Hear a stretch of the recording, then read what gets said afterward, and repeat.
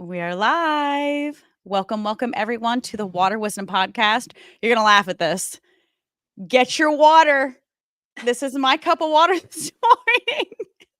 I'll drink 2 of these today. How much water are you drinking every day? This is my Kangen water. So happy to have everyone here today. Get your water. Why are we keeping our water close to us? Because the water flows. It takes you exactly where you need to go. And this interview today with the amazing Audrey Barron, medicine woman, raw food chef, so much magic here for you, is a beautiful, beautiful representation of how water takes you exactly where you need to go, moves in between those cracks and crevices, smooths the roughest rocks, takes us exactly where we need to go. And that is the story about Audrey and I. We have been divinely connected for years now. And Audrey, before we dive in, may I share our story with everyone how we met? Absolutely. Okay. So Audrey and I met, it's been almost 20 years because we met either not long before my oldest was born or shortly after. I don't remember. It doesn't matter, but she's 17 now. So it's been almost 20 years. I was a massage therapist when Audrey and I met. I was working where she used to work, Angie's List. She was a sales rep there. And this was in my grind days, Audrey. I would take my table, I would throw up my table in this business, and I would like massage nonstop for like 4 to 5 hours. People would just crank in and out. They would sign up. And Audrey came to me very consistently every week when I would do massage there. And, we totally hit it off, just kindred spirits. We had the most profound conversations. She was considering becoming a massage therapist. And, I was like gung ho, number one fan, like, do the damn thing, Audrey. And she did. She decided to, and I would like to, maybe I'm inflating this, but I would really like to think I was a huge part.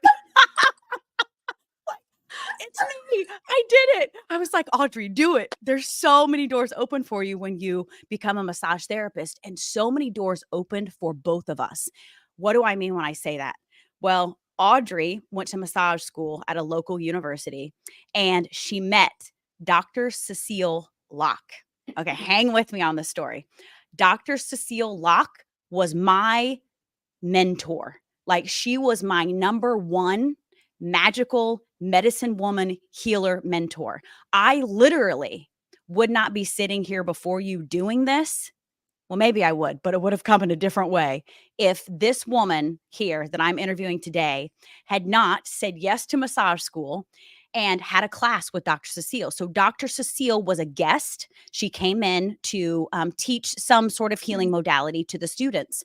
Okay, so Audrey comes in for her massage at Angie's List, and she's attending massage therapy school. And I was telling her about Sophia. Many of you who've been following me may know about Sophia, my oldest, who is 17. She was born with a hole in her diaphragm. So without going too deep into the details there, basically she came home with reflux. She was allergic to everything. I'm talking grass, trees, strawberries, you name it. She was allergic to it. And she had asthma. So as I was navigating the Western medical system, I was overwhelmed, and I was sharing that with Audrey. And Audrey said to me, you should go see Dr. Cecile. I met this woman. I want to give you her contact information. And then the rest really is history. I went to Dr. Cecile. She taught me a healing modality called NAET, allergy release. And I was able to administer that technique on Sophia.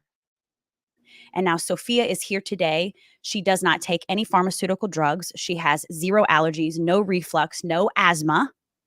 And it has everything to do with the seed that beautiful Audrey planted, which makes so much sense, doesn't it? As she is like the medicine woman. So once she started going to massage school, and I'll let her share more about herself, but I know that she became a raw food chef after that. And then she really started getting into plant medicine. And so today we sit here before you almost 20 years later. We're both in Indiana, so we're locally connected. She had a raw food cafe for a while, and now she's sitting in her apothecary right now. So like how things change. And I know that was a long introduction, but we had to like pay homage to our history together. So Audrey Barron, Welcome, beautiful medicine woman. Oh, I am so honored to be in your presence. oh my gosh. What, like, talk about full circle moments. Oh, yes. I mean, Yes. come on. Wow. Chills, Wow. chills I all literally over. have chills right now. Yeah. Um, Thank you. I love that. And I just love like going back and, remembering those moments as you were talking about it. I was actually in human resources. And so Okay. I would Okay. Now it's actually, coming back. yeah, and I would like schedule you in and everything because I was part of the wellness program then. Because even then, was like, I knew that that was kind of like where I wanted to help people, but yeah, I definitely credit you with hugely for opening my eyes to what is, what I'm living now, which people call alternative health, but that's such a it's actual health. It's the Yeah. real, it's the OG, it's the original ancestral health, right? Way of living. So yeah, yeah. I just Beautiful. remember watching you going through that process, and I thought you were so dynamic and amazing then. And look at you now. Oh, thank you. And just the way you took care of your daughter and the way you were like, I'm doing this. I'm going to figure this out. And I watched you figure that out. Oh, it Yeah. was like that fierce Yeah. Talk mother about bear mama came bear out. energy. Absolutely. Yeah. So I will always remember that. And yeah, I remember Dr. Cecile, my goodness, how to even describe her. Just an angel on this earth, really. Yeah. Um, I watched her heal someone in front of my eyes, and I was like, what? What? Like a skeptic, a man that was like not, uh, definitely was not a believer in any way, shape, or form and he had all these allergies, and I watched it just, because he was in class with me. He was a fellow Okay. student. And then we would check in with him, and he's like, they're gone. My allergies are gone. And I watched her do it in one One session. s- one session. That's amazing. Yeah. And so you were right, with massage therapy school, there's so many things you're introduced to if it's a good school. And my school definitely was. And I was introduced to so many different aspects of holistic wellness, Ayurvedic medicine, traditional Chinese, Dr. Cecile's, methods of healing, and so many others. And I mean, gosh, it was just like, I'm not looking back, you know. Yeah. So Beautiful. that was the gateway. Okay, so let's backtrack a little bit before we talk about what you do and what your gifts are to the world today. Let's go back to before that. Now, when you and I were connecting through massage therapy, I remember you were having health issues. Oh, yeah. You were struggling with a lot of health issues.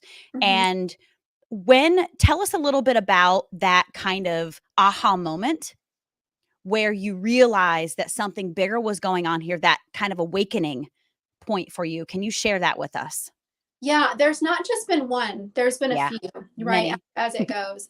So, I mean, basically, I was born in the 80s. I was a C-section baby, never breastfed on, soy milk, antibiotics from there, so like from the time I was born, I was in that medical system, and I was treated like so many people are, have been and still are today. And so my gut flora was off, with none of this I knew, of course. I thought it was just normal to feel bad all the time. I grew up just never feeling quite as energetic as I wanted to feel, and just kind of feeling, not great. And then when I got into college, it's like it just kind of like everything culminated. And I wasn't feeling, I was feeling horrible because, of course, I was drinking and partying and eating horribly. And, I do remember a moment of thinking there's got to be something I can do. But this, we're of a certain age, Monica, we're in our 40s, and Google wasn't a thing. So it's not like you could just like, what do I do for this? That wasn't.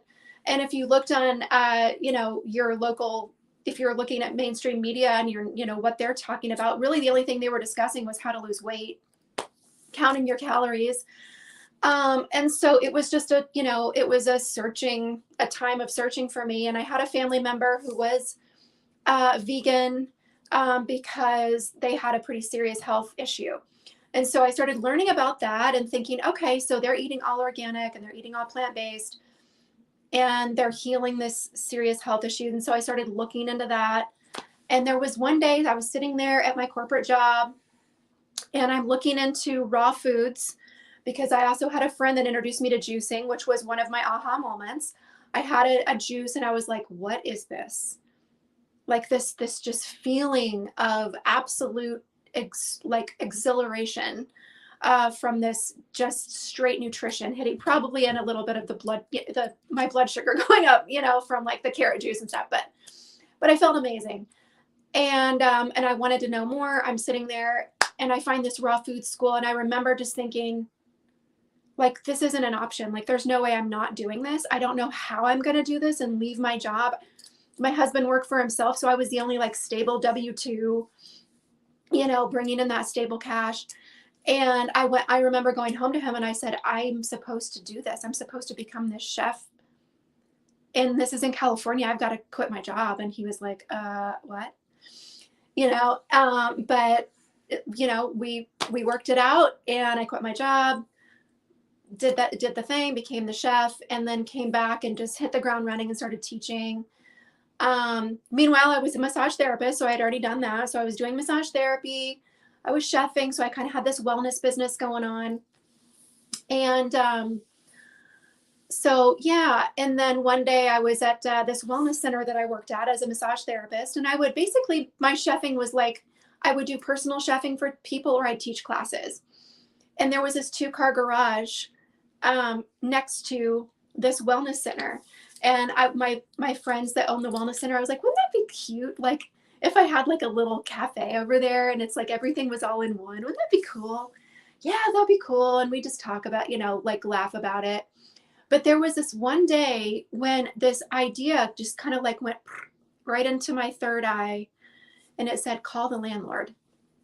And I was like, all right. And I called the landlord and I said, hey, could I get the keys to the garage? I'd just like to go like sit in the garage for a little bit. And he was like, sure. I go in this garage and I sit down, cross-legged, and I just close my eyes. And this is a 2-car garage that could barely fit 2 cars. Okay. And I'm sitting in there and I could hear the clanging of the plates. I could hear the people. I could feel the energy around me. And I was like, whoa. And I opened my eyes and I looked around and I was like, okay. And I got a piece of paper out and I started like sketching. I went home and I was obsessed. I started researching all the different equipment I would need and how it would fit. And before I knew it, I was planning a restaurant. And I ran a construction crew. I had never done that before and had this thing built. We raised money through, Kickstarter and stuff. But I mean, we also put a lot of our own personal money in. This was this was a risk that we took. But I knew because I'd been teaching for so long that I had a pulse on what people wanted.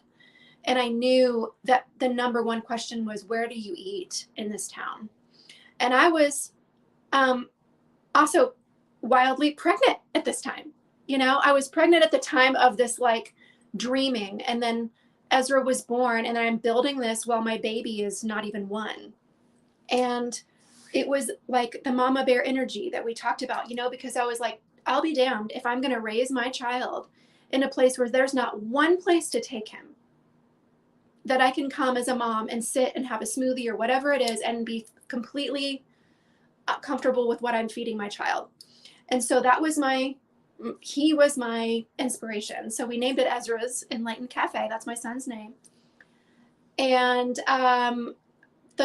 the standard of quality was the highest of the high.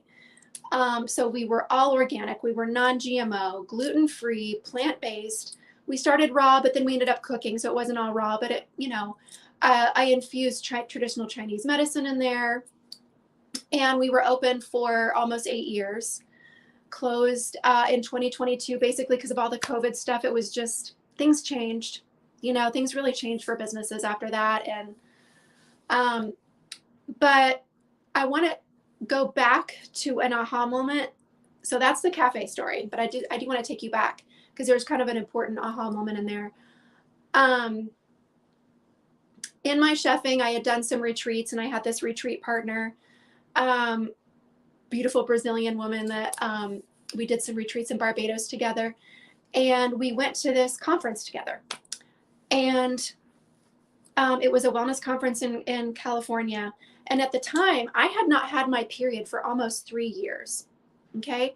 So I had probably not long after, you stopped, or whenever I left. So this was well before your pregnancy with Ezra. Yeah. So it was kind of between the time I knew you and when I got pregnant. I had gone off birth control. And after I got off birth control, my period never came back. And for a while, I was kind of cool with it. And then it was like, oh, this is probably a problem. And I got sucked into the wellness, or the Western medical system. And it was, doctors were telling me, you're already in perimenopause. You're never going to be able to have kids, most likely, unless you start these things now. I found myself sitting in a fertility clinic without it. I didn't even know if I wanted kids at the time. And I'm like listening to this guy, and it's like everything's all, I felt like I was in a tunnel, and I'm like, what am I doing here? What am I doing here? How did I get here? So I was at this wellness conference, and there was this company, traditional Chinese medicine company, and that was there. So there's a lot of vendors there. And I was talking to the owner, and I said, can I just tell you what's going on with me? I said, I haven't had my period in 3 years. I don't know what's going on. And he said, here's my card. I want you to call me when this conference is over, and I'll get you a formula. I called him. George of Jing Herbs, love that man. We carried Jing Herbs all through Ezra's Cafe. I still use Jing Herbs. I love them. They're a legit company. So George, the owner, got me a formula, and within 12 days, my period came back. 12 days. After 3 years and Western medicine trying to pump me with all types of, synthetic hormones and stuff, that was a huge aha moment for me. And I was like, holy shit, like there is something to this with the the herbs. And so that was life-changing. And then from there, it just went. We had the restaurant. Somewhere in there, I became a my abdominal therapist. I love it. I also did that. So that was before the cafe, which is working with women's wombs. I did that for 4 years. So basically is like a whole nother amazing dynamic, which also was a therapy that helped me get pregnant. So between George and Jing Herbs and learning about my abdominal therapy, I got pregnant pretty easily. Have had 2 beautiful children, had home births, nursed my children for 3.5 years, so it's just like kind of a nice friendly middle finger to, the Western medical system. Like, yeah, yes, but there is a different way. And so I've gone through it, I've been through lots of different things, and I've seen how actual natural living, using herbs, using plants. I'm not plant-based anymore. I eat meat and everything, but plants are magical. They're absolutely magical, and it has never stopped being magical for me. Now, I'm a clinical herbalist. I've got my apothecary, which is really I think all that was taking me to where I am now. You know what I mean? Of course. It always is, isn't it? Yeah. So, and I'm sure there's going to be a step later on too, but like, I feel more settled now than I ever have. And the cool thing is it never stops being magical to me. Absolutely. Isn't it amazing when we tap into the body's innate wisdom? We have overcomplicated everything with intention because it's all inverted. Mhm. And, to share with the audience that really when you come home to yourself and you come home to Mother Earth, it gets to be simple. I'm going to say that again. It gets to be simple. I don't care how many medications you are on. I don't care what diagnosis you have been given that they want to tell you it cannot be healed. It's irreversible. That is bullshit. That is a lie to keep you entrenched in the Western medical system. When you start working with your body's innate ability to heal, your body knows what you need, everything can change for you. And I want to go back to when you're sharing that this wisdom, in particular, you mentioned with the cafe, you were sitting in the garage and you said that wisdom just came through my third eye, and you were actually sensing and experiencing the cafe before it even came into the physical. Mm-hmm. I want to talk about, if you can share in the best way that you can, the difference between the feeling that you have working through your mind versus working through the innate wisdom of your soul. And I ask this question because it's so connected to us unplugging ourselves from the sick care system and allowing our bodies, our soul to speak to us. Can you put into words in some way how it felt different to work through your mind Mm-hmm. than to allow that truth to flow through you, to open up to that? Um, the first thing that comes to mind is orgasmic, Yes, I love right? that. So like almost like you just you just open up to it, and it's like it's easy. It flows, it's easy. It is um so different than pushing something with your mind, which feels like you're in rush hour traffic and you're ugh, and it's just like ugh, and it's trudging. And so that's how I would, yeah, describe that. Because when I think back to like that feeling sitting in the garage and then everything that happened going forward, I went, I did everything backwards. I did everything different. I mean, I was a trained chef, but I never worked in a kitchen. I was a waitress back in the day, but I was never like working in a kitchen. So I didn't know how other people set their kitchens up. I didn't know how anybody did anything in this world, in this restaurant industry. I did it all from here. And and also that restaurant, Ezra's, was an entity. She's an entity. Mhm. Okay. And so she was always meant to be there. And that place is a portal. I know that now. So that place where Ezra's is, because there's also been multiple wellness centers there. It brings people there. That space there, right there in Broad Ripple, was where she was always meant to be. And she just found me, and she's like, "Oh, this one will do it." And I was the vessel for what needed to come through. I firmly believe that. I felt her every night when I would shut that door and I'd look at this restaurant that I created. I would talk to her and I'd say, "Good night, thank you."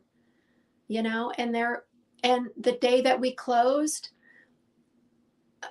her closing was the most beautiful thing I've ever experienced, other than childbirth, and things like that. But um, the way that the community came out, I'd never experienced anything like that, never seen or felt anything like that. From the moment we told people we were closing, was a little shy of 2 weeks before we closed.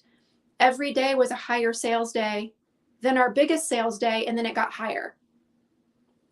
Right? Like we made more money in that 2 weeks than we would in a month normally. That's how the community left us. People were crying. We had a woman fly in from Texas. I'd never met her. And she said, "I had to come out for your closing. I've been here on when she had traveled before, maybe she lived here before, I don't know, but she literally flew in from Texas." And we hugged and cried. I had never met her. That's what happens when you lead from the heart. It was never about the money. It was always about creating something for what it started with my child, but every child, every family.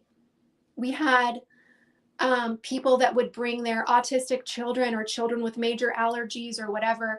So you can't find places that are both gluten-free and organic and plant-based anywhere. And so people would travel miles, states away, people from Michigan and, Ohio, Grateful, so grateful to sit down to a beautiful, beautiful cheesecake and enjoy this, because desserts are meant, like, that's enjoyment. That's like life enjoyment. That's joy, pure joy. You don't eat a dessert for any other reason.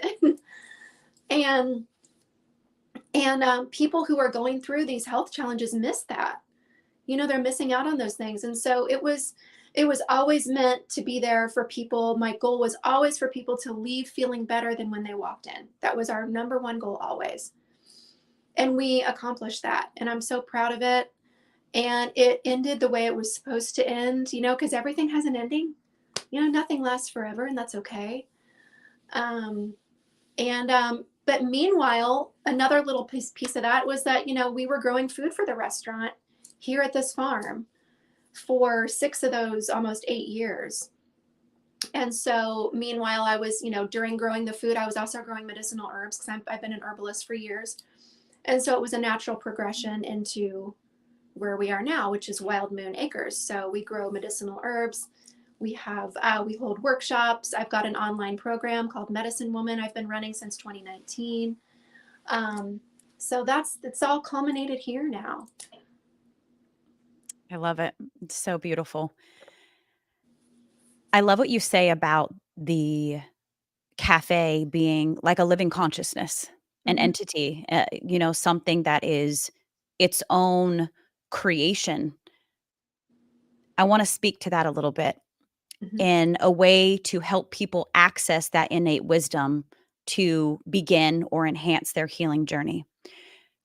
When we go outside and connect with the earth, and this is where I really want to go there with you because that's Okay. your thing. When we even just sit and watch nature from our window for 10 minutes, it completely shifts your body. It shifts your field. It offers a level of nervous system balancing and body healing that is unmatched. Mm-hmm. When someone is trying to figure out that thing, that resistance that they have within their body, whether it's a physical pain or a dis-ease that is manifested, can you share with us a simple way to connect with the consciousness of Gaia in order to open our heart to receive that wisdom that we're seeking? Mm-hmm. I mean, the best way is to be in it. And I will tell you that when you're looking out the window and you feel those feelings, you know why you feel that? Because it's you. You're looking at you. We aren't separate from any of this. The woods, the trees, the ground, the earth, it is us. Just like the animals are a part of it, so are we. And so living in these little boxes and with screens everywhere, of course we're going to feel discombobulated all the time. And of course we're going to start to feel, experience disease and stuff like that. Of course we're seeing more of that because look how much we just continue to separate, separate, separate. And so, yeah, for me, it's literally getting out in it, which is coming home to yourself, which when you get to the root of the root is healing is inside of you. It's already there. And your body, by the way, that's all your body is ever doing is healing. It's never hurting you. It's never going against you. It's never attacking you. And they teach you the opposite in Western medicine, right? They teach you even the terms that they use. Like, what is that? Oh gosh, I forget the term they use for women when it's like the cervix is, unruly or something. I don't know what word they use, but it's ridiculous. And it's just like, what? Don't talk about my cervix like that. How dare you? Like, no, there's nothing wrong with my anything. It's everything else. It's the toxins in the air. It's the toxins in our food, our water. It's the 5G. It's everything. It's the programming coming through everywhere. It's the constant noise from phones and everything we're listening to because we need quiet. That's who we are internally is quiet nature. And so the further we get from quiet nature, the more disease we're going to experience, a disease, unwellness, right? So getting out in it, sitting down on the earth, sitting next to a tree, going places that are quiet if you can, going near water, taking deep breaths, and just allowing yourself to sink in. And don't feel weird if you're uncomfortable, because it's normal to feel uncomfortable, because we're taught to feel most comfortable on our couch or wherever it is, you know. And so just like meditation, it can be uncomfortable. It's not always supposed to be like this perfect, you know, pristine thing where we're, you know, yes, I just get right in touch with the spirit and I'm never distracted. Like, no, we're all distracted. It's okay. But you trust that by going outside and taking that time for yourself, what is needing to happen is happening. It's okay. And then the more you're out in it, right? Then, you know, beware, because you could experience a point in where your life is like, yeah, things are going to change whether you like it or not. Right. Because and that can be too, like where I was just talking to somebody about this, about, you know, there are times in life when things are supposed to completely change and it can scare the shit out of us. But that's usually a sign that we're going to our next level. And so just know that the more time you spend out in nature, things are going to start. If there's things that you are not liking in your life, you might see it start to shift or fall apart or break apart. Maybe you sabotage your job. Maybe some relationships start to, you know, fade away. But as you start to get in nature, and as you start to heal and become back to yourself, things that are not of your highest and best can start to fall away. And that's scary sometimes, but it's just always trusting, which I know that's what you talk about. And I love that, you know, trust, just trust. Trust. Yeah. We have so far strayed from our divine path that sometimes coming back into divinity, our truth, because we are all divine gods and goddesses, it can be very painful. But once you kind of get back over there in your lane, it gets really delicious. Mm-hmm. And as the things come up that seem big and sometimes even seemingly impossible, keep going in nature. Keep asking Yeah. for that support. I love the simplicity of what you share. And it really does get to be simple. That's what I'm always impressing upon people is things have been so overcomplicated. And when you can just walk outside, sit your ass on the ground, even if it's wet, just sit your Mm-hmm. ass on the ground and just invite the earth in. It really does get to be that simple. And people are like, oh, I don't know. That seems awfully simple. Shouldn't I do a dance and, you know, like Yeah. burn some herbs and throw some shit over my shoulder? Like, Yeah. no, you really don't. You can do that. And that's fun. But you don't have to. Okay. Thank you so much for that beautiful explanation, that beautiful share. I would like to ask you, you spend so much time out with the earth, connecting intentionally, gardening, teaching your children. I know you've had some really lovely experiences with birds coming to you. Mm-hmm. And I would love for you to either that experience or I would want to hear an experience from you, a magical experience. I know that just sitting on the earth is magical, but can you tell us a story? Can you tell us that, like, I see you as this, like, earth priestess like outside beating drums. This is my vision of you, Audrey. This is like, Uh, I'm like Not too connecting with far off. Audrey's higher self, and she's like this like Native American medicine woman, and you're just like guiding the birds. And I see it. I so see it. Can you just share something cool with us around that? Oh gosh, there's so many. I know the bird story you're talking about, but I kind of want to talk First about, thought, best thought. yeah. So we spend a lot of time, and we have a home in North Carolina that we bought a couple years ago. Because I found myself going there a lot for conferences and different things, and then we ended up traveling there a lot for vacations. And we just said, you know what? We're spending all this money on Airbnbs. Why don't we look for a house? We did it. It's been the best thing we've ever done. It's like it's like coming home. My heart is meant to be there. My body and my heart really want to be in the mountains. But I'm not finished here. My chapter is not done here in Indiana for many reasons. So I'm there a lot. And so we have this beautiful home high up on a mountain, and there's this rushing, beautiful, wild creek that runs through our property.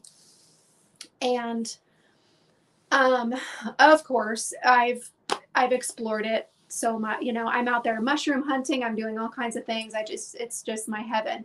In fact, when we found the house, we went with our realtor, um, and we pulled up to the house.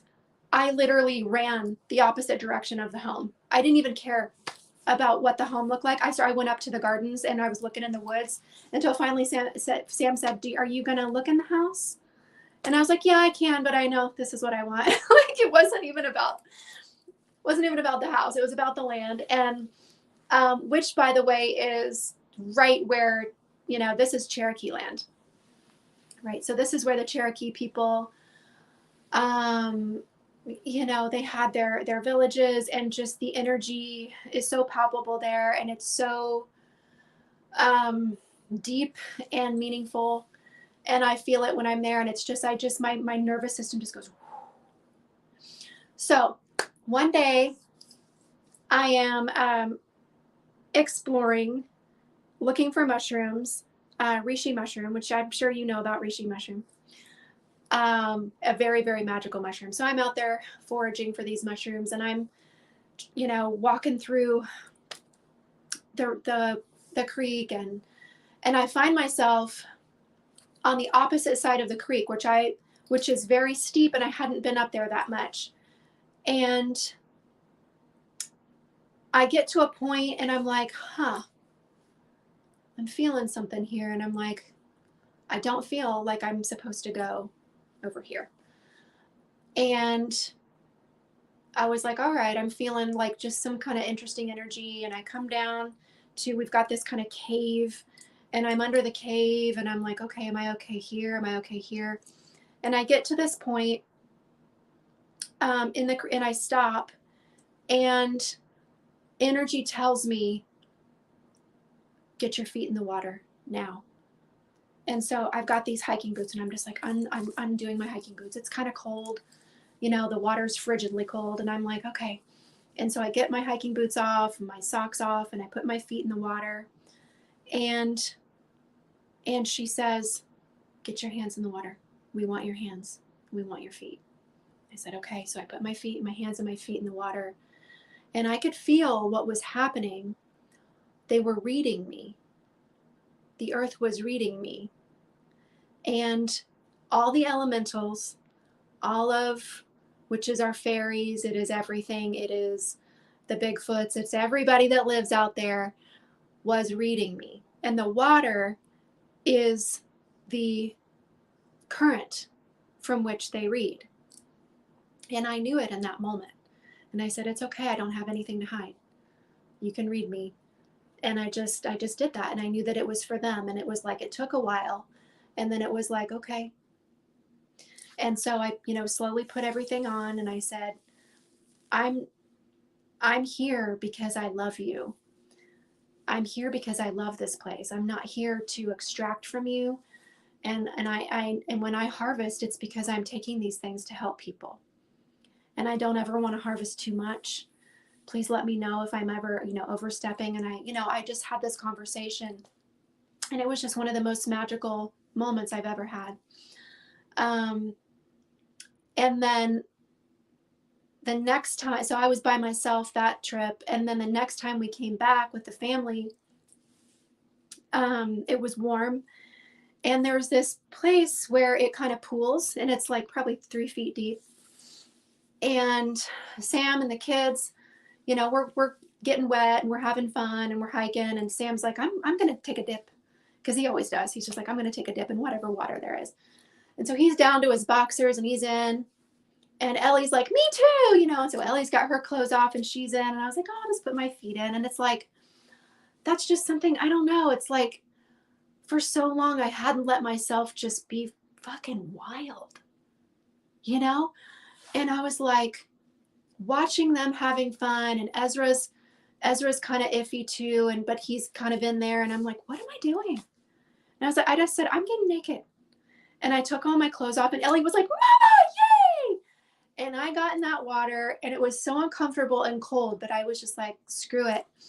And I dipped my head in. And when I came up, I was like this wildness came over me. And Ezra was like, "Oh, you're getting in, Mom? Oh, okay, okay." And so he gets his clothes off and we're all just like naked in this, creek. And it's like I didn't want to get out.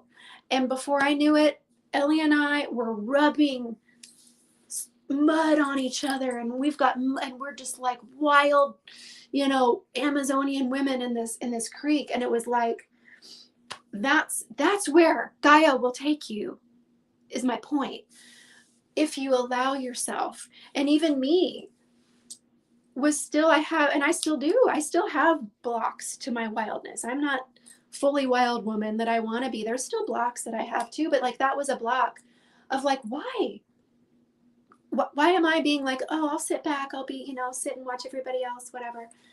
And when I did that and I allowed myself to completely submerge myself in Gaia, in her, it was like I woke up.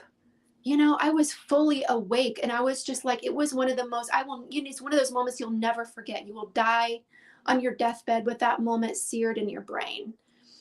And it just was, this beautiful reminder of who I really am, who my ancestors were and what the women were doing that lived on that land well before, Americans came in, and like, that's what we're meant to do. We're meant to completely just let it all go. Yes. And just allow ourselves to be inside of Mother Earth, in her womb, right? Because the waters, that's her womb. So, yeah. What an amazing story. Yeah. I love that. Now, while you were telling that story, I want to share with you that there was a hawk sitting out here that I noticed, Yeah. and I heard a flock of cranes flying over. And I've Oh, not wow. heard that's the first time I've heard a big flock of them. That beautiful sound they make flying over as you were telling that story. That Oh, was that's really cool. That was really cool. awesome. Oh, I love that. Submerging yourself in Gaia. I mean, Mm-hmm. how many opportunities do we really get to go get naked and wild? And so this is taking us to a place, something that you mentioned earlier that I want to talk about, because there's a lot of limiting beliefs around it, a lot of program, like the biggest programs ever is that life force energy. You used the word orgasm earlier, and I guarantee you that made some people uncomfortable. Mm-hmm. That sexual energy, like the return to the truth of what that energy is for us. It has been so skewed and is still so misused in so many ways. Mm-hmm. And for me, what comes through is one of the most powerful ways to reclaim that energy and get back to the truth of the purity and the essence of that energy, as opposed to the constriction, the feelings of shame that have been instilled within us, the masking, the veil of all of the other wrongs that go along with the misuse of it.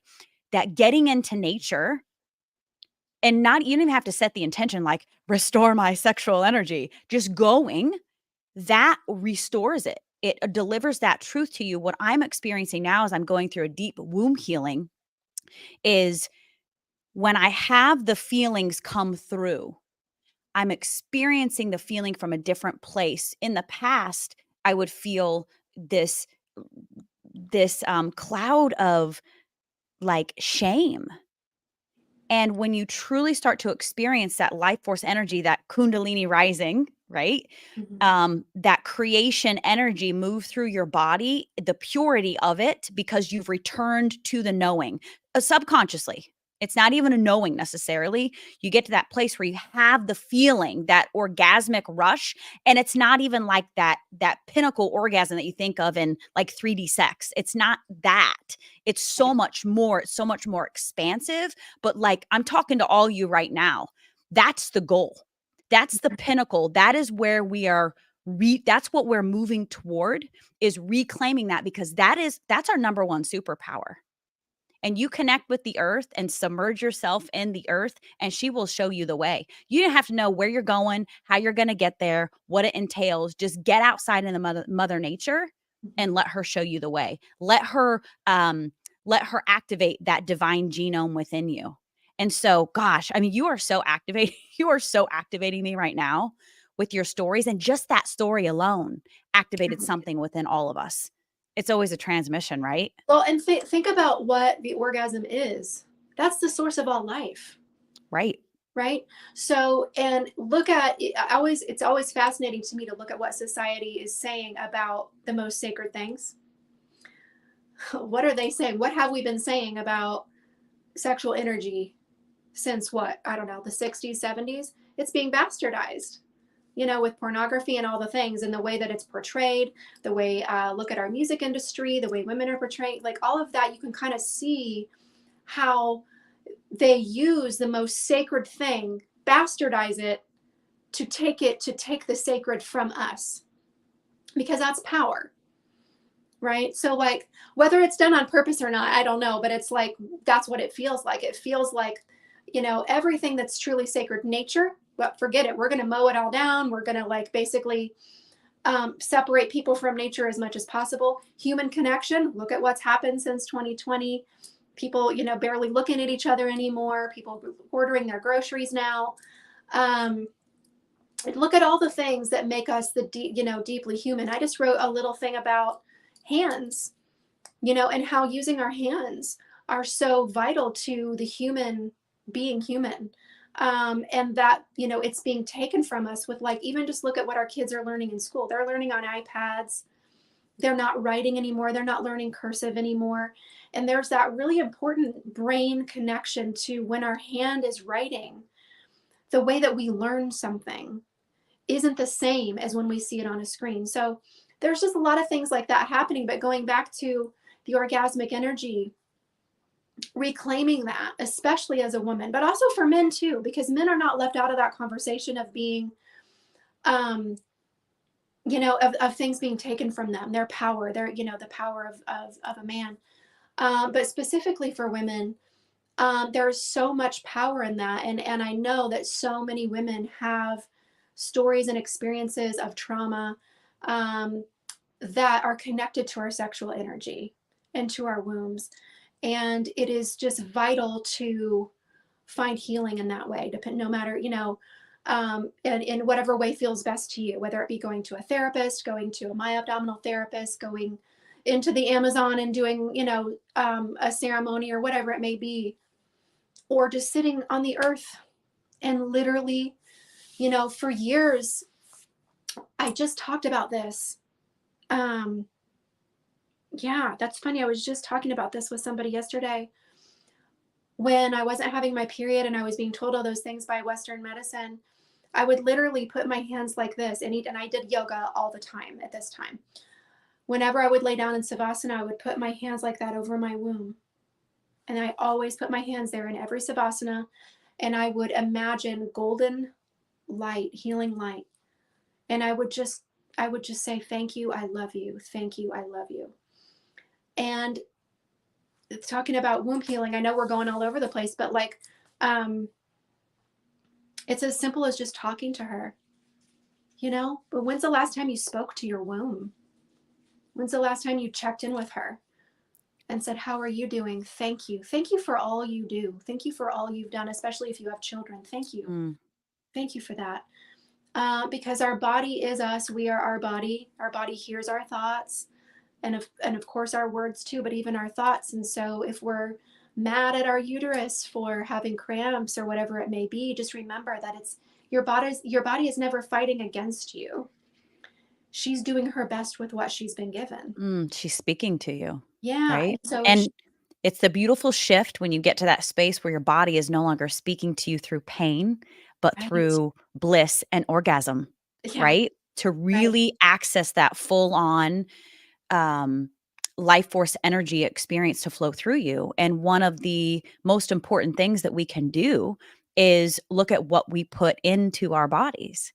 And so, that is a huge part of your mission, teaching people to go back to the land And as I was binging on your content, because that's what I do to prepare for this, one of the most beautiful messages that you deliver, in my opinion, in my humble opinion, is that, you know, going to the supermarket, yes, going into that fresh, I'll use heavy air quotes there, you know, getting your fruits and vegetables in that space, which I'm always so blown away by. You walk in and there's this little teeny weeny spot of fruits and vegetables.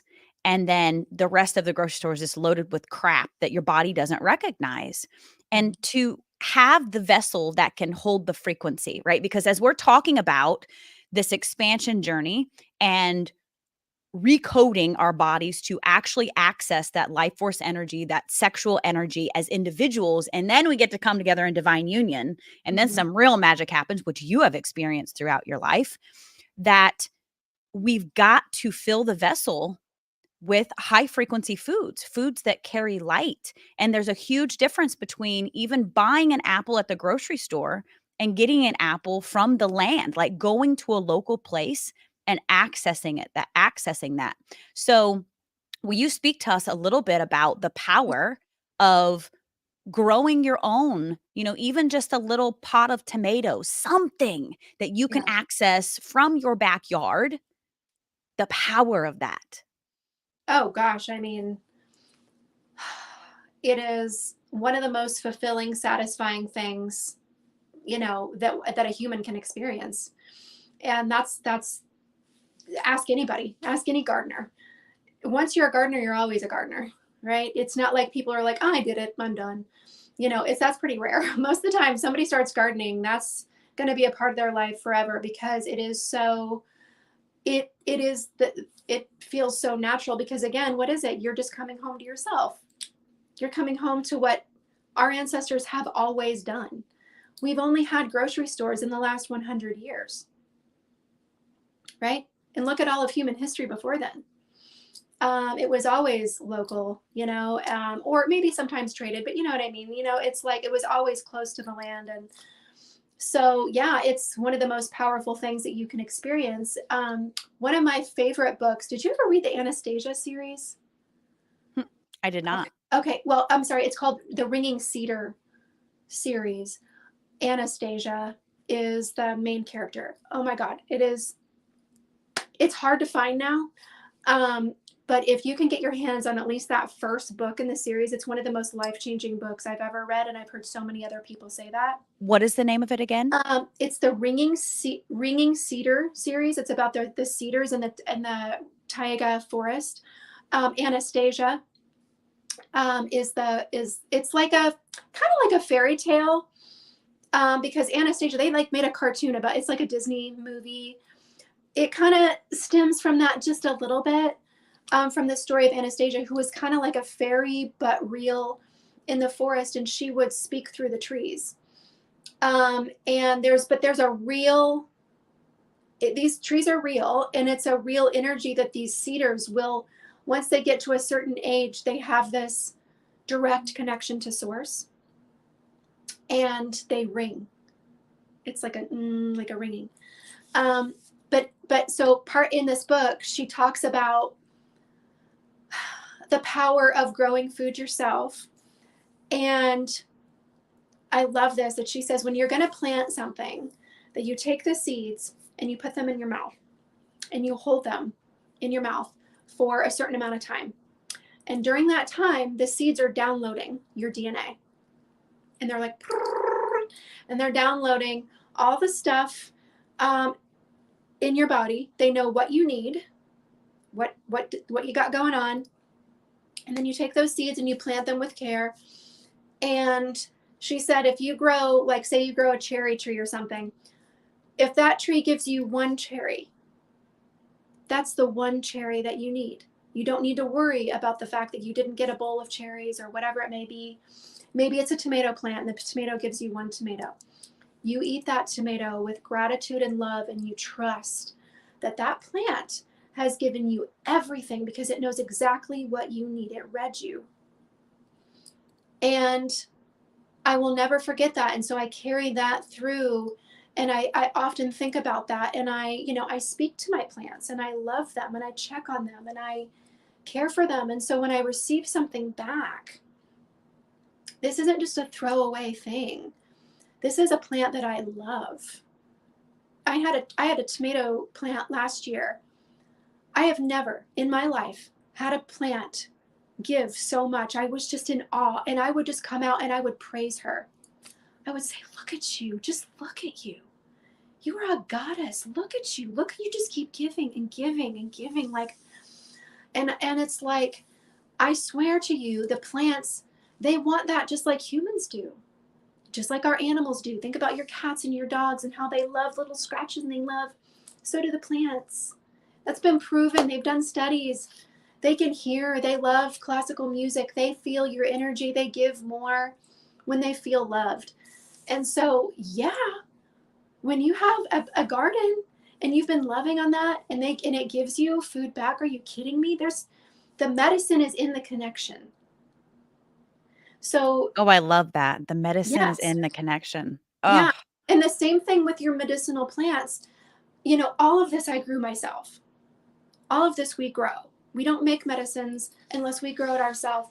And there's that. But what we teach in Medicine Woman is like that, nettle that you grew will never have the medicine that the nettle, even we would grow, even us, because you grew it. You grew it with your own hands. You know the story of that nettle. You sat next to that nettle. You know what the nettle grew next to. You watched it reach up to the sun. You watched all of its stages.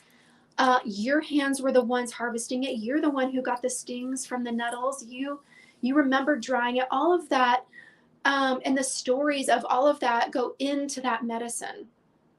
And so when we go to the grocery store or we go to the health food store and we're buying medicine, we're buying food, it's wonderful. And we have to do that because, we can't do everything. But it's never going to have the medicine of that connection. And that's why we do it. Right.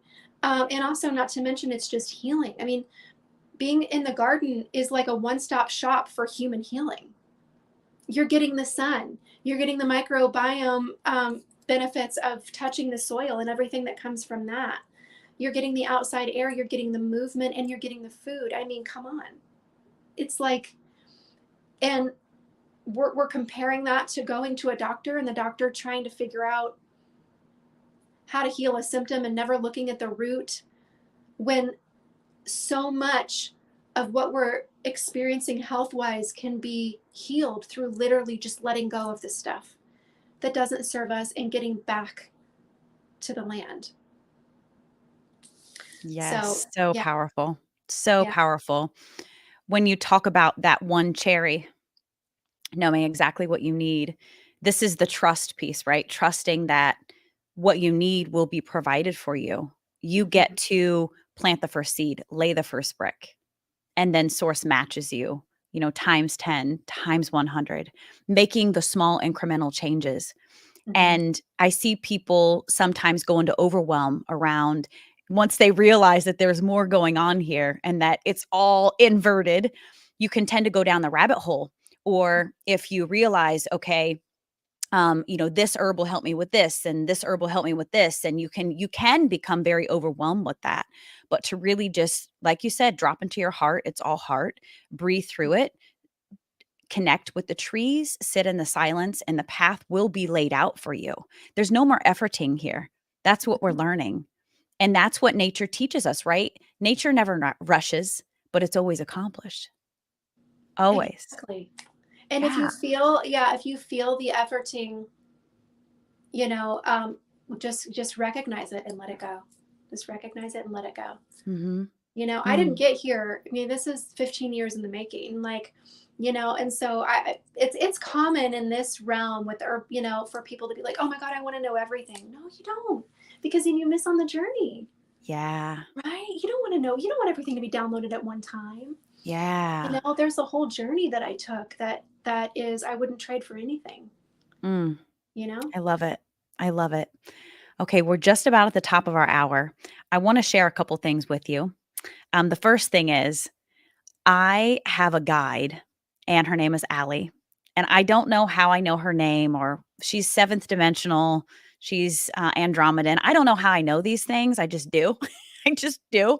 Yeah. But that is who you remind me of, because when she took me to her home, like it was like an apothecary, and she's this just beautiful. You're so beautiful. You radiate, Audrey. Like Thank you. your pure authenticity, your heart just shines through. And this is what I've always loved about you. And I saw it when I first met you, but now as your truth shines through and you are so deeply in mission, I just love being in your energy. I'm super excited to connect with you in the physical. You're the third person in a row that's been a native to Indiana, and that was not planned. So, like, I'm listening. I get it. It's time to do more in the physical space. Hmm. Um, the other thing I want to share with you, and then I want everyone to know that Audrey's links will be in the description, wherever you're watching this, in the description or in the comments, where you can access her, all of her amazing work. What I do for all of my guests is I just flood myself with your work as I'm holding a petri dish of water. And Okay. so this morning I sat down and I just started going through your reels. I'm sure you saw me pop up I did. like stalker. I love it. I love it. I knew what you were doing. I was like, oh, Yeah, she's getting ready. that's right. That's right. Yeah. So what I do is I set the intention, I connect with the water, and I ask that in some way my experience of your mission goes into the water as a beautiful representation, a beautiful water crystal. Uh-oh. Oh, are you back? I'm here. Okay. Okay. So that's what I did this morning. And I usually do it for about 30 minutes or so. And I will tell you that I was really emotional. It was a beautiful healing experience for me, because you're so connected to my mission with Sophia. And Sophia, she ignited my mission, my 17-year-old. Like, she is the reason why I'm showing up in the world. Like, she was that kick in the shin Hmm. that I needed. So I felt a lot of shedding, a lot of alchemy as I was Wow. connecting with you and your beautiful plant medicine. So thank you for that. And I want to show you what Okay. came through. So give me just a second to click around Oh, here. this is exciting. Okay. Okay, I will send this to you as well. Um, and let me share my screen here.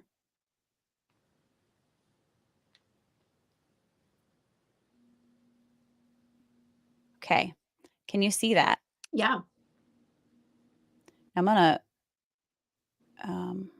I took multiple pictures, but you saw I was scurrying this morning, and I don't think all of them came through, which is slightly annoying or extremely annoying.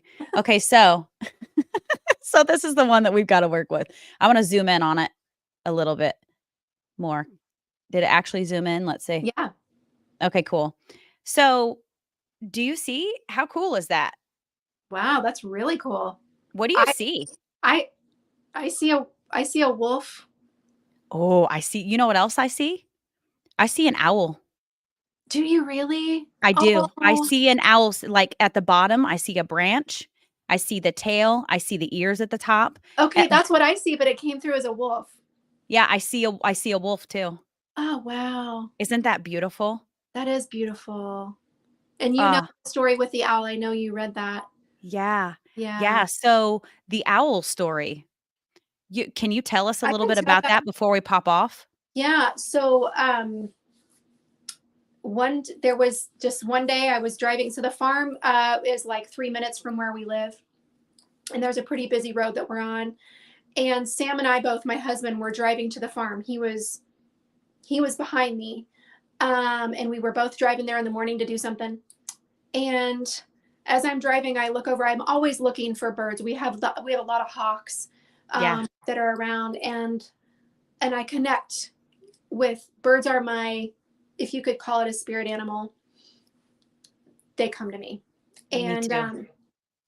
okay, so I saw what I thought was a hawk on the side of the road, and it was down and had been hit, and I was like, oh, it's like I just had this feeling, and but I couldn't stop. We're on a busy road, and I pulled into the driveway, and I was like frozen, and I was like, okay, I gotta go. I got to go get that. So I come back out of the house. My husband pulls in and he said, did you see that? And I said, yeah. He's like, I'm going to go back and get it. So he saw the same thing. I just couldn't imagine anyone running over it. Right. So he goes, and I'm standing there on the porch. And as he comes up, I see it in his face. And I was like, what?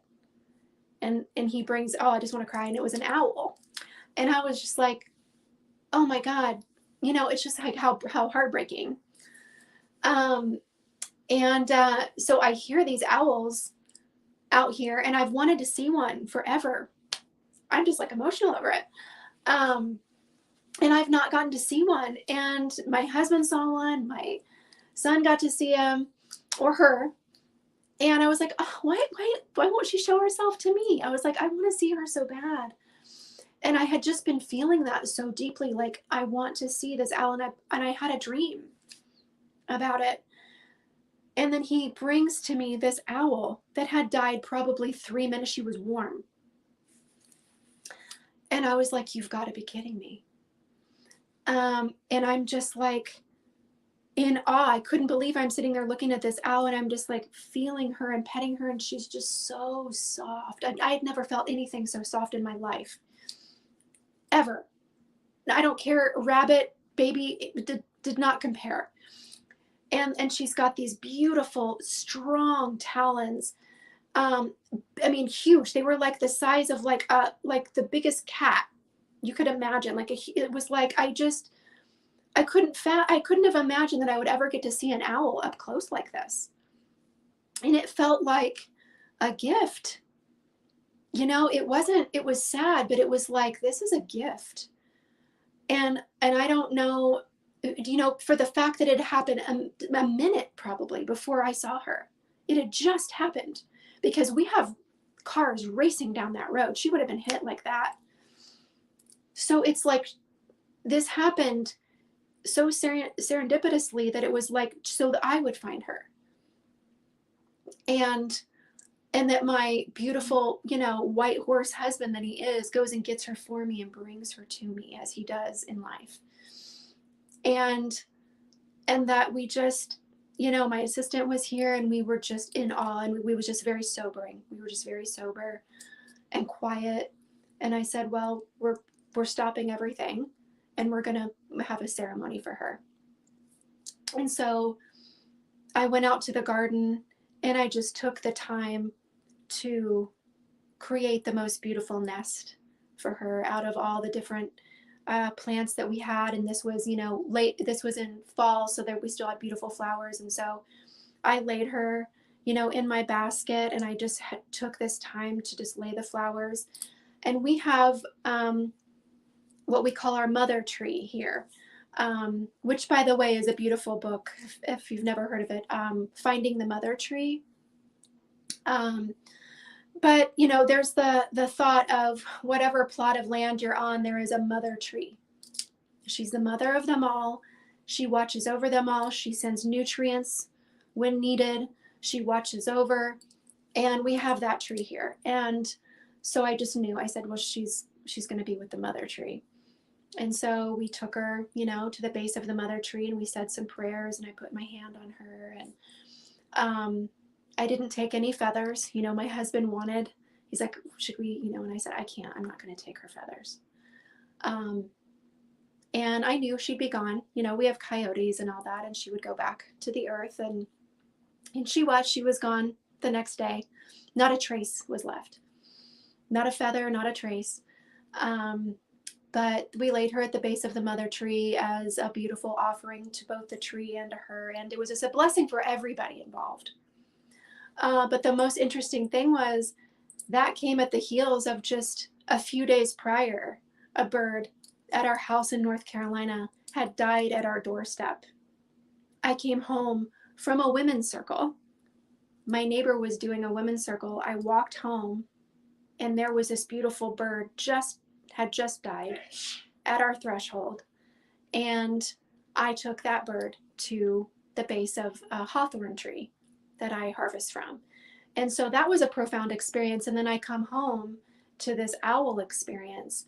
And again, it's like because I was connected, I was, had that connection to Gaia, I dropped in. And it was like, man, don't pass those moments by. If you're given a gift like that, allow yourself to let it all go. Allow your meeting to be missed. Allow everything to fall away except that moment, because it is a gift, and it brought through a beautiful poem, that I put on my Instagram, and just this writing that came through, and it dropped me into this deep heart connection. And it's like, God, I'm so grateful that I've learned to allow that, because that's the magic of life. Like, what is life without that? What if we just kept going to the next thing and we never stopped to honor the sacred? What are we even doing here? What are we even doing here? Amazing. Right? So that it's just, I was just like, I don't know. I don't know if she heard. And she said, well, she wants to see me. This is how I'll show her all of me. I don't know. I really don't. But all I know, it was a gift, and I will never forget it. Yeah. And I wanted to honor it with the deepest of honoring that I could. My children and I have experienced together an injured bird came to our yard and died. And we had a little ceremony, and I felt so honored to be part of restoring the right relationship with Mother Earth, you know, and to teach our children these things. I am a bird person too. I'm always looking for the bird. We have bald eagles that live close to the lake. I found their nest. And Wow. so we take the long way always. It's a running joke we have in the family. Mom's always taking the long way because she wants to see the bald eagles. Of And they course. show up a lot for us. And I love watching my kids look for the birds. My Yeah. kid, it's like, I want you to think about when you're driving down the road, your tunnel vision. And yes, we don't want to be looking off in the distance too much. We want to rear end anyone. But like, are you the person that notices the birds swoop by? I have so many birds swoop by my car, like on the interstate. And I'm like, okay, that doesn't happen just every day. Like, that's happening for me because I'm paying attention. And Mm-hmm. so, like, what you pay attention to shows up for you, right? That's the law of the universe. And so as we shift and really give the attention that Mother Earth deserves from us, and let's be honest, that's why we came. I mean, that literally is the reason why we came. We came to help heal the earth and help the earth to ascend. Like, there's a bigger something going on here than just our own lives. And they're both equally important, but that's why we came. And so let's restore that connection through these simple acts of kindness. Stop, stop and look, stop and feel, stop and invite the earth in, and do it in front of your kids, Mm. because your kids are always watching, aren't they? Yeah. Always. And that's why my kids never have an iPad. We've never done that in the car. I'm glad we never started that, because think about when we were kids. What'd you Yeah. do? You looked out the Look window, out the you saw window. things. I Yeah. want my kids to have that. And so they do. They look for the birds. My son is always like, Mom, look at that. Look at that. Yes, I You love know? it. Oh, it tickles me every time. Yeah. Every time. I love it. Yeah. Oh, well, thank you so, so much, Audrey, for coming to hang with us. Thank you for going over time a little bit. I so appreciate you. Thanks for Have a having me. This was a Oh blast. my gosh. Thank you. Just this has been amazing. So I'll hit you up. We're gonna hang Okay. out soon. Okay. And on an end note, Dr. Cecile lives on the same lake that I'm at right now. I'm on Morse Reservoir. Oh She lives God. up here. And you know what she said? She said, What? I have so much organic like I have, my garden is huge. She's like, girl, I have to give this stuff away. So you're gonna be coming over here, at harvest time. She said, you can have whatever you want whenever you want. I'm like, oh, Oh my I gosh. love Are you it. kidding me? Of course Full her garden is circle. going crazy. Of course it is. Of Because she's course it is. so love. Oh my God. Yes. So amazing. I love the connections. Have a beautiful day. Before we go, just throw out there, tell us where we can find you. And you have a cookbook. I do. Yes. Tell us about your cookbook and your website. Just throw some stuff out here for us to access your beautiful energy. Okay. So for the cookbook, that's enlightenyourplate.com. All this you can find if you go to my Instagram, gaiachef. You'll find all the links in the bio link there. But Perfect. anyway, the book is called Enlighten Your Plate. That was our tagline for Ezra's Cafe. And so all of our best, most loved recipes are in there. Gluten-free, plant-based, lots of yummy desserts and smoothies and stuff. My Instagram is Gaia Chef. So Gaia's Mother Earth Chef. So gaiachef. And then if you want to find us at Wild Moon, it's Wild Moon Acres. But mostly, I will say, no matter where you are, you can take my program, Medicine Woman. That's medicinewoman.love. We open the doors so the doors are opening in March. We open them in spring and the fall, and it is a full encapsulated program around connecting to Mother Earth through growing your own food, learning about medicinal plants, growing your own medicinal plants, making medicine, so making herbal remedies that really work, and tons of food recipes too. So it's like a one-stop, all-encompassing thing. It's a living library, so we have over 170 lessons that are accompanied by videos, and we're adding more every year. And we also have a live gathering every month, on Zoom. So medicinewoman.love, check it out. But if you go to gaiachef, you can find everything in the link, Perfect. on And Instagram. look in the description. In Yeah. one way or the other, you can get to all that stuff Yeah. through the links in It's the all description. connected. So perfect. Yeah. All right, everyone. Thank you so much. Have a wonderful day. Thank you so much, Audrey. I love you dearly. Thank you. And we'll be back next week. Bye, everyone.